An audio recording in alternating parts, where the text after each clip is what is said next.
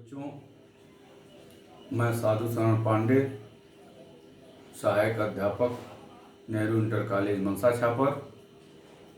जैसा कि आप जानते हैं, इस कोरोना महामारी में विद्यालय में ऑनलाइन पढ़ाने का काम हम लोग कर रहे हैं। कल से 20 मई से आप लोगों का ऑनलाइन क्लास शुरू हो गया है। इसी क्रम में एक बार पुनः आप लोगों को सुरक्षित और स्वस्थ रहने की कामना करते हुए आज कक्षा 12 भूगोल के विद्यार्थियों के लिए आज कक्षा 12 भूगोल में पहला आपका चैप्टर है भू संसाधन और कृषि। भू संसाधन और कृषि के संबंध में आप लोगों से हम चर्चा करेंगे। आप लोगों को भू संसाधन और कृषि के संबंध में बताना चाहते हैं। भू का अर्थ होता है भूमि। भू का क्या अर्थ होता है? भूमि। और भू संसाधन व कृषि, जैसा कि आपके चैप्टर का नाम है, इसका अर्थ हुआ भूमि को संसाधन व कृषि के रूप में उपयोग करना या प्रयोग करना। तो भूमि को संसाधन के रूप में किस तरह से प्रयोग करेंगे? जैसे आवास हुआ, भोजन, सड़कें, या हम संसाधन के रूप में भूमि का प्रयोग करेंगे। इसी को हम भू संसाधन और कृषि कहते हैं। अब आगे बात आती है कि भू उपयोग के आधार पर हम इसका वर्गीकरण करेंगे। उपयोग के दृष्टिकोण से हम भूमि का वर्गीकरण करेंगे। तो जब उपयोग के दृष्टिकोण से भूमि का वर्गीकरण करेंगे तो पहला पॉइंट आएगा वनों के अधीन क्षेत्र। क्या हो गया? वनों के अधीन क्षेत्र। पहला वर्गीकरण हुआ वनों के अधीन क्षेत्र। इसका तात्पर्य क्या है? आप लोगों से पहले भी बताए हैं कि पॉइंट जब आवे, आप हेडिंग डालिए, पॉइंट आवे तो पॉइंट में ही उसका अर्थ होता है वनों के अधीन क्षेत्र। एक क्षेत्र होता है वन क्षेत्र। वन क्षेत्र से तात्पर्य होता है जहाँ पे जंगल लगे हुए हैं, पेड़ पौधे लगे हुए हैं, उसको हम जंगल कहते हैं या वन कहते हैं। लेकिन यहाँ आपका वर्गीकरण में पहला पॉइंट है वनों के अधीन क्षेत्र। मतलब सरकार कुछ जमीनों को वनों के अंतर्गत आवंटित करती है जिस पर पेड़ पौधे लग सकें, वन के रूप में उपयोग हो सकें। तो यह पहला वर्गीकरण है, पहला पॉइंट है वनों के अधीन क्षेत्र। तात्पर्य इस पर वन लगने चाहिए, पेड़ पौधे लगने चाहिए।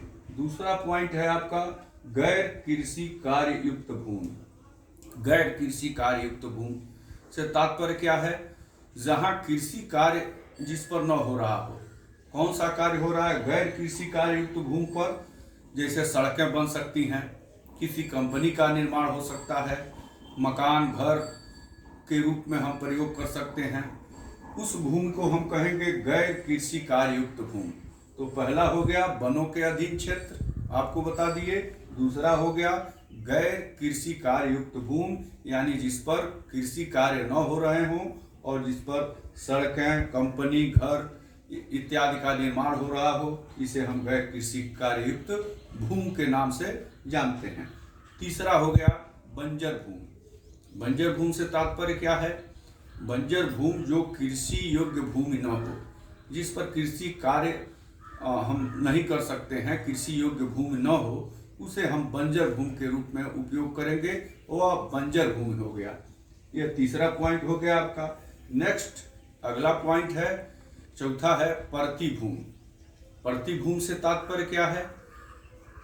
खूब ठीक से आप हेडिंग और पॉइंट को समझिए, उसी में अर्थ निहित है, छुपा हुआ है। परती भूमि से तात्पर्य होता है कि जिस भूमि पर विगत 1 वर्ष से कृषि कार्य न हो रहे हों, उसे हम परती भूमि के रूप में उपयोग करते हैं, या उसे हम परती भूमि कहते हैं। किसको कहते हैं? कि जिस भूमि पर 1 वर्ष से कृषि कार्य न हो रहा हो, वह परती भूमि हो गया। अब आपको इसके पहले भी हम बताए थे और फिर एक बार आपको रिवाइज करना चाहते हैं। इसमें फिर आगे भी पॉइंट आएगा प्रथम, द्वितीयक और तृतीयक क्षेत्र। प्रथम, द्वितीयक और तृतीयक क्षेत्र, प्राथमिक, द्वितीयक और तृतीयक क्षेत्र, इस संबंध में भी हम चर्चा कर लें। प्राथमिक, द्वितीयक और तृतीयक के संबंध में। तो प्राथमिक क्या होता है? प्राथमिक से तात्पर्य यह है, जैसे आपको उदाहरण के रूप में हम बता रहे हैं, गेहूं हम पैदा किए, गेहूं को काट लिए, और यह हो गया प्राथमिक। और द्वितीयक क्या हो गया? गेहूं से जिसे किसी कंपनी को हमने बेच दिया, वह आटा बना लिया, अपने कंपनी का लोगो लगा के वो आटा बाजार में बेच रहा है, या ब्रेड बना लिया, वह हो गया द्वितीयक। और सबसे इसमें महत्वपूर्ण जो क्षेत्र आता है, जो महत्वपूर्ण कार्य है, वह तृतीयक, मतलब सेवा भाव। तृतीयक का मतलब कि यह जो चीज़ें बनी हैं, इसको जनता तक, लोगों तक पहुंचाना, मार्केट में ले जाना, लोगों तक पहुंचाना, यह सेवा भाव है। इस बीच एक बात और आपसे बता देना चाहता हूं कि तृतीयक क्षेत्र का विकसित देश में महत्वपूर्ण स्थान होता है। जैसे हमारा देश जब आज़ाद हुआ, आज भी जिसे भारत को कृषि प्रधान देश कहा जाता है, और जब भारत देश, मेरा देश जब आज़ाद हुआ, तो उस समय ज़्यादातर लोग कृषि के क्षेत्र में, कृषि पर निर्भर थे। लेकिन आपसे मैं बता चुका हूँ कि जो देश विकास के तरफ अग्रसर होगा, विकसित होगा, वह कृषि से गैर कृषि क्षेत्र के तरफ बढ़ेगा, तभी जाकर वह विकसित हो सकता है। आज हमारे देश की जनता, हमारे देश के लोग आज भी 57% लोग कृषि कार्य को कर रहे हैं, और कृषि से जब गैर कृषि के तरफ वह बढ़ेंगे, तो वह निश्चित रूप से विकसित देश कहलाएगा और विकास के तरफ बढ़ेंगे। आज की स्थिति यही है कि अब धीरे धीरे लोग कृषि कार्य करना, कृषि क्षेत्र में कम रुचि ले रहे हैं, गैर कृषि कार्य कर रहे हैं, जैसे बिजनेस कर रहे हैं और कोई काम कर रहे हैं, कृषि पर ध्यान नहीं है। इसलिए कि यदि विकास करना है, आगे की तरफ बढ़ना है, तो गैर कृषि क्षेत्र के तरफ भी हमको ध्यान देना पड़ेगा। तो प्रथम, द्वितीयक और तृतीयक क्षेत्र यह तो क्लियर हो गया। अब नेक्स्ट हेडिंग है बढ़ती जनसंख्या, कृषि और तकनीक। अब हम समझेंगे बढ़ती जनसंख्या, कृषि और तकनीक, यह क्या है। जैसा कि पॉइंट से ही आपको ज्ञात है, बढ़ती जनसंख्या, तो जब जनसंख्या बढ़ेगा तो हमारी आवश्यकताएं भी बढ़ती जाएंगी।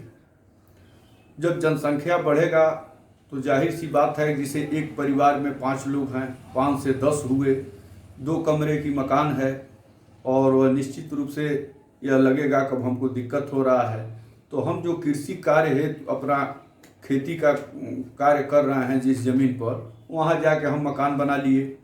तो जब हम मकान बनाएंगे तो उतनी जो ज़मीन है कृषि वाली, वह मकान में आ गई। तो कृषि की जो ज़मीन है वह निश्चित रूप से कम हुई, और उसके बाद जैसे कहीं स्कूल बन गया, कहीं कंपनी बन गई, तो जब निर्माण होगा ज़मीन पर, ज़मीन हमारे पास 30% है, तो उसमें से निश्चित रूप से कमी होगा। जब कमी होगा तो कृषि की जो भूमि है उसमें कमी हम पाएंगे। उसके बाद हम सोचेंगे कि विकास भी करें, तो जब जनसंख्या इधर बढ़ेगा तो उसका भी दबाव किस पर पड़ेगा? भूमि पर पड़ेगा। जनसंख्या जब बढ़ेगा और हम मकान बनवाएंगे, कंपनी बनाएंगे, स्कूल बनाएंगे, तो उसका प्रेशर, उसका दबाव भूमि पर पड़ेगा। उसके बाद जब हम विकास करेंगे, जब विकास भी हम करेंगे अपनी आवश्यकता की पूर्ति के लिए, तो उसका भी प्रेशर भूमि पर बनेगा। और जब भूमि पर बनेगा तो धीरे धीरे जो कृषि की भूमि है, कृषि का क्षेत्र है, वह कम होता जाएगा। तब हम क्या करेंगे? कृषि की ज़मीनें हमारे पास कम हो गई, और उसके बाद हमको पैदावार के तरफ भी ध्यान देना है। उस समय हमारे पास कौन सा उपाय है? तो उस समय देखो, हमारे पास यही उपाय है कि हम तकनीक के द्वारा उत्पादन को बढ़ाना। तकनीक के द्वारा जब हम उत्पादन को बढ़ाएंगे, तभी जाके हमारी जो आवश्यकता की पूर्ति है, हमको जितने खाद्यान्न की आवश्यकता है, वह पूरा हो पाएगा। जैसे 1947 में जब भारत आज़ाद हुआ, उस समय क्या स्थिति थी? हमारे वहाँ भूखमरी, हमारे देश में भूखमरी थी, अकाल पड़ता था। हम अमेरिका पर निर्भर थे, अमेरिका से गेहूं मंगाते थे, बहुत चीज़ें ऐसी थी जो अमेरिका पर निर्भर थे। और जाहिर सी बात है, जो देश हमको खाने के लिए देगा, पैसा देगा, हम उसके दबाव में रहेंगे, हमारी स्वतंत्रता नहीं रहेगी, हम अपनी बात स्पष्ट रूप से कर नहीं पाएंगे। तो 1967 में प्रथम हरित क्रांति आई। प्रथम हरित क्रांति 1967 में अपने देश में आई। उससे क्या हुआ? उससे यह हुआ कि जब प्रथम हरित क्रांति आई तो उस समय उन्नत बीज और उर्वरक का हम प्रयोग कहाँ करने लगे? कृषि के क्षेत्र में। 1967 में जब हरित क्रांति आई तो उन्नत बीज और उर्वरक का प्रयोग हम कृषि के क्षेत्र में किए और उसका हमको लाभ मिला। लाभ यह मिला कि सबसे ज़्यादा अधिक पैदावार, जैसे गेहूं है, गेहूं को हमारे वहाँ बहुत ज़्यादा पैदावार हुआ।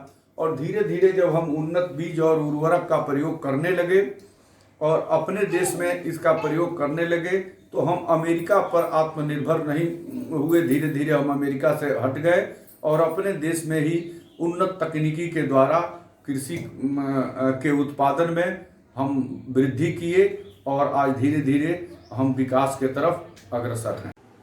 तो अभी आपने समझा कि किस तरह से हम अधिक उत्पादन करेंगे। इसमें कुछ नई चीज़ें हैं जो संभवतः आपके सिलेबस में भी नहीं होगा और आप सबके लिए नई चीज़ें हम कुछ बताना चाहते हैं। एक अध्यापक का यह कर्तव्य और फर्ज भी होता है कि वह अपने छात्रों को नई नई बातों से अवगत करावें, जो समय आगे आने वाला समय है उस पर काम करेगा। तो आपको कृषि की कुछ तकनीकों के विषय में और हम जानकारी देना चाहते हैं। पहला है जीएम फसलें, दूसरा है हाइड्रोपोनिक्स और तीसरा है बजटिंग कृषि। यह 3 कृषि तकनीक है। संभवतः आपके लिए यह नई चीज़ें हैं। इसको हम डिटेल से चर्चा कर रहे हैं और डिटेल से आपको इसका अर्थ हम डिटेल में बता रहे हैं। जैसे पहला है कृषि तकनीक का जीएम फसलें। इसका तात्पर्य क्या है? इसका अर्थ होता है जीएम मतलब जेनेटिक मॉडिफाइड। जेनेटिक मॉडिफाइड से क्या तात्पर्य है? जेनेटिक का अर्थ होता है सीधे जीन। जेनेटिक का क्या अर्थ होता है? जीन। मॉडिफाइड किसी भी जीन या किसी भी बीज को मॉडिफाइड करना और उसको सुंदर तरीके से उसको ठीक करना, ठीक ढंग से उसका मॉडिफाइड कर देना, एक सुंदर रूप दे देना, यही जेनेटिक मॉडिफाइड है।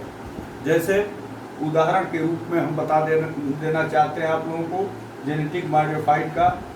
एक गोल्डन राइस एक चावल है जिसको हम और आप खाते हैं, सब लोग प्रयोग करते हैं। गोल्डन राइस किसी भी चावल को ले लीजिए, उसमें हमको मिलता क्या है? वसा मिलता है जिसे हम कार्बोहाइड्रेट कहते हैं।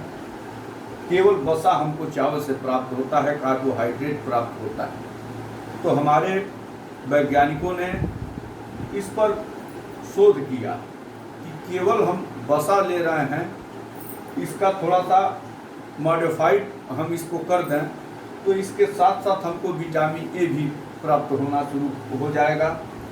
यह शुरू हो गया है, बांग्लादेश में इसकी खेती शुरू हो गई है। गोल्डन राइस की खेती कहाँ शुरू हो गई है? बांग्लादेश में शुरू हो गई है। अपने देश में, भारत में इसका रिसर्च शुरू है। और एक चीज़ और आपको स्पष्ट कर देना चाहते हैं, जेनेटिक मॉडिफाइड से जब कृषि होगा, जीन का रूप जब थोड़ा परिवर्तित करके ठीक ढंग से जब कृषि होगा तो उससे उत्पादन में वृद्धि होगी। निश्चित रूप से उत्पादन में भी वृद्धि होगी और हमको चावल में वसा के साथ साथ विटामिन ए भी प्राप्त होगा। तो स्वास्थ्य के दृष्टिकोण से भी ठीक होगा और उत्पादन के दृष्टिकोण से भी यह ठीक होगा। तो एक तकनीक आप स्पष्ट आप लोग समझ गए, जीएम फसलें यानी जेनेटिक मॉडिफाइड क्या क्या अर्थ होता है। नेक्स्ट हम चर्चा करेंगे हाइड्रोपोनिक्स। हाइड्रोपोनिक्स क्या है? जैसा कि हम इसके पहले भी चर्चा किए हैं, प्यारे बच्चों, जब जनसंख्या की वृद्धि अधिक होगी, जनसंख्या ज़्यादा होगा, तो हम बता चुके हैं कि दबाव किस पर पड़ेगा? भूमि पर पड़ेगा, जमीन पर ही दबाव पड़ेगा। और जब जनसंख्या ज़्यादा होगा, विकास जब हम करेंगे तो उसका भी दबाव भूमि पर पड़ेगा। जनसंख्या से तात्पर्य जैसे एक रूम है, एक मेरा घर है जिसमें हम लोग 5 सदस्य रहते हैं। धीरे धीरे जनसंख्या वृद्धि हुआ, 10 हुए, तो निश्चित रूप से वो मेरे रहने के लिए वो घर मेरा छोटा हुआ, तो हम अपने खेत के तरफ बढ़ेंगे और खेत में मकान बना लेंगे। विकास के लिए हम विद्यालय बना लेंगे, कंपनी लोग कृषि योग्य भूमि पर बना रहे हैं। तो एक स्थिति ऐसी आएगी जब कृषि योग्य भूमि जो हमारे पास 30% है वह धीरे धीरे कम होगा, उसमें ह्रास होगा, कमी होगा। और भूमि ऐसी चीज़ है जिसको हम पैदा किसी कंपनी कारखाने में पैदा नहीं कर सकते, और जब वह कम होगा तो कृषि के क्षेत्र की जो ज़मीनें हैं जब कम होंगी तो हमारा ध्यान, हमारे वैज्ञानिकों का ध्यान आया कि उस समय हम क्या करेंगे। तो उस समय हाइड्रोपोनिक्स एक विधि है कृषि कार्य करने के लिए। यह विधि क्या है? जिसमें मिट्टी और ज़मीन की आवश्यकता नहीं है, बिना मिट्टी के ही हम फसल को उगा सकते हैं, पैदा कर सकते हैं। इसके लिए हम क्या करेंगे? इसके लिए हम, जैसे मिट्टी क्या करता है पौधों को मिट्टी के द्वारा जो उनको मिलना चाहिए, जो तत्व मिलना चाहिए, वो मिट्टी के द्वारा वो प्राप्त करते हैं। और इसमें क्या है, मिट्टी की आवश्यकता नहीं है, बिना मिट्टी का हम फसल उत्पादन करेंगे और पानी के द्वारा ही जो उनको तत्व चाहिए जिससे उनका विकास हो सकता है, पानी के द्वारा ही हम उन तक पहुंचाएंगे और उनका विकास होगा। ये भी आपको हम स्पष्ट कर देना चाहते हैं कि यह हाइड्रोपोनिक्स खेती अपने वहाँ अपने देश में बेंगलुरु में शुरू हो गई है, और बेंगलुरु में बहुत ठीक ढंग से शुरू हुई है और अच्छा पैदावार भी वहाँ देखने को मिल रहा है। तो यह क्लियर हो गया, जीएम फसलें, जेनेटिक मॉडिफाइड। नेक्स्ट हो गया हाइड्रोपोनिक्स, इसको भी आप लोग क्लियर कर लिए। अब आपके पास तीसरा तकनीक जो है जीरो बजटिंग कृषि। जीरो बजटिंग कृषि का तात्पर्य क्या हुआ? जीरो बजटिंग मतलब हम हरित क्रांति लेके आए और तब से फसलों को अधिक उत्पादन करने के लिए नई नई तकनीक अपनाए, अच्छा बीज डाले, उर्वरक डाले, तो पैदावार तो हमारा निश्चित रूप से बहुत ज़्यादा बढ़ा और धीरे धीरे बढ़ भी रहा है। लेकिन उसका एक, किसी भी चीज़ का जब विकास होता है तो उसका एक साइड इफेक्ट भी होता है। तो साइड इफेक्ट क्या हुआ कि हमारी जो उर्वरा शक्ति है, ज़मीन की जो उर्वरा शक्ति है, वो धीरे धीरे ह्रास हुआ और नीचे की तरफ हो जाने लगा।